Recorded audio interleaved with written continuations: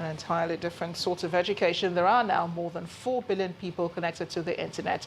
The United Nations reveals that the majority of internet users are youths. While some individuals and businesses have found positive ways to use the internet to create value and wealth, others manipulate technology, software and hardware to commit advanced crime. How fast can traditional policing techniques evolve to secure consumers? And how can nations also correct the negative perception caused by the activities of citizens involved in digital crime? With me now on the news tonight to analyze the facts is Babajide Ogusowo, Channels Television's information consultant. Thanks for being here. And our ball is back. Oh, yes, it is. So what's the impact of the global internet fraud, and how can Nigeria change the negative perception caused by some citizens involved in cybercrime? And the impact runs into trillions of dollars. But I'd like to start from a slightly different perspective, and that is, how can you protect, Amarachi, the millions of dollars you have in your account from online scammers? I do have millions of dollars. I didn't know about that. But whatever you have, how can Nigerians protect the money they have in their accounts from online scammers? What can they look out for? And I'll share some of that with you tonight. But before then, I'd like to start with the solutions to digital crime before we even talk about more about the problems. And I'll share a short story with you. When I was a kid, a younger man, I used to like that favorite game, hide and seek, police and thief. And my favorite role was to be the policeman. And that was because I knew how my younger friends would think. They would either hide under mommy's bed or in the wardrobe or behind the curtains. In other words, the lesson is to catch a thief, you have to think like a thief. Fast forward, today, we no longer hold those principles important. Today, to catch a digital thief, you and the government must also think like digital thieves. And that is one thing that we need to do. To catch a thief, you need to think like a thief. That's one. The second thing I would like to talk about is the concern which you had mentioned about the negative perception that all of this is creating. Let's look at what the president had said.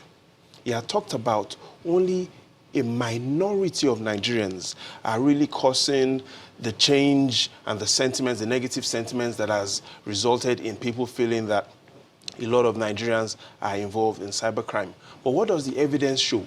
The evidence shows us that just a few Nigerians, the minority of Nigerians, even travel. So out of the 200 million Nigerians we have today, only 1.5 million passport-carrying Nigerians travel.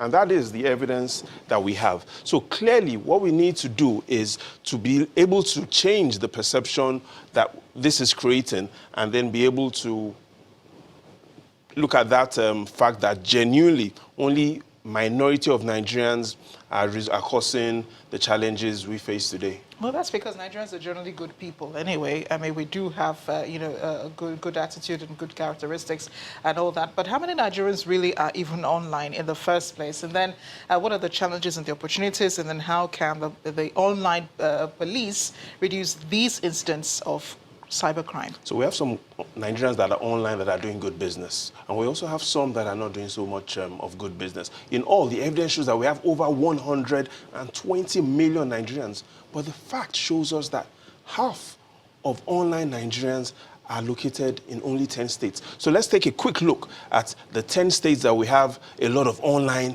activities in Nigeria. And that is Lagos. If we look at that fact, we have a lot of Nigerians online in Lagos, Ogun, Oyo, Kano, Kaduna. In the North Central, we have Niger State. We also have Abuja as well, and then we're also able to see that in Rivers, Delta, and Edo State, we have a lot of young Nigerians that are doing a lot of online activities there. But if we also consider what are these Nigerians doing online, a lot of them are involved in gaming, involved in entertainment, and a lot more. Coding also. In coding as well. But if we're also to look at certain things about digital crime, remember what Dr. Martin Luther King said 6.5 decades ago, 1954. He says, man needs to move from becoming a scientific genius to becoming a moral genius. So one of the challenges we have today is our moral values we need to discover. We need to rediscover those lost values. Yes, we need better cyber policing. We need to look at our legal framework, but we also need to be able to look at how we grow moral values. And you know, Amarachi, moral values starts from the family, not just necessarily the government. So how can I protect the millions of dollars you say I have in my account? Let's look at the top 3 facts. Let's look at the top 3 facts. And if you look at the top 3 facts, it will show Nigerians one of the things they need to do. The first is we have enough evidence that shows that digital crime is not like trade. It's not secured just by the border. So unlike trade of goods that is done through the borders, digital crime has no borders. So you have to be careful about those emails that you send out and those emails that you receive. In other words, you need to also start having softwares on your system that will protect you from malicious tools that this online cyber thieves use.